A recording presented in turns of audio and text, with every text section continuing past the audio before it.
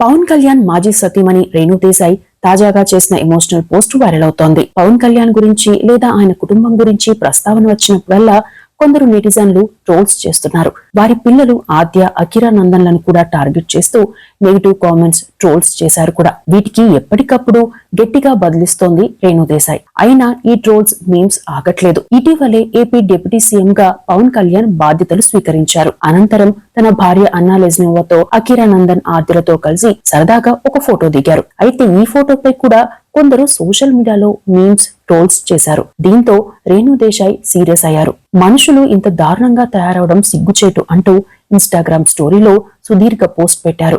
ఇటీవల తన గురించి ఇష్టం వచ్చినట్టు రాసిన పోస్ట్ ను చూసిన ఆద్య తీవ్రంగా ఏడ్చిందని ఎమోషనల్ అయ్యారు. నేను ఈ ఫోటోను ఎలా క్రాప్ చేస్తానో, ఎలా పోస్ట్ చేస్తానో అంటూ జోక్లు వేస్తూ మీమ్స్ తయారు చేస్తున్న వ్యక్తులు కూడా తమకు ఒక కుటుంబం ఉంటుందని గుర్తుంచుకోండి. నా కుమార్తె అంటే ఆద్యకి ఇన్స్టాగ్రామ్ లో ఓ మీమ్ పేజ్ కనిపించింది.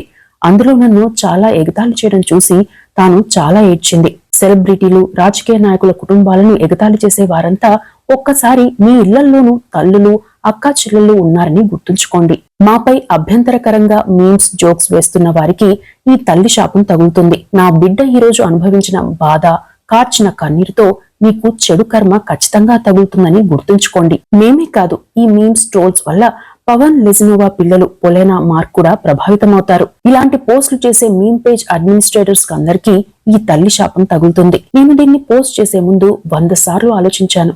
కానీ నా కూతురు అనుభవించిన బాధలు వ్యక్తం చేసేందుకు చెప్పాల్సి వచ్చింది అని రేణు దేశాయ్ తన ఇన్స్టాగ్రామ్ పోస్ట్ లో పేర్కొన్నారు. ప్రస్తుతం ఈ పోస్ట్ సామాజిక మాధ్యమాల్లో తెగ వైరల్ అవుతోంది.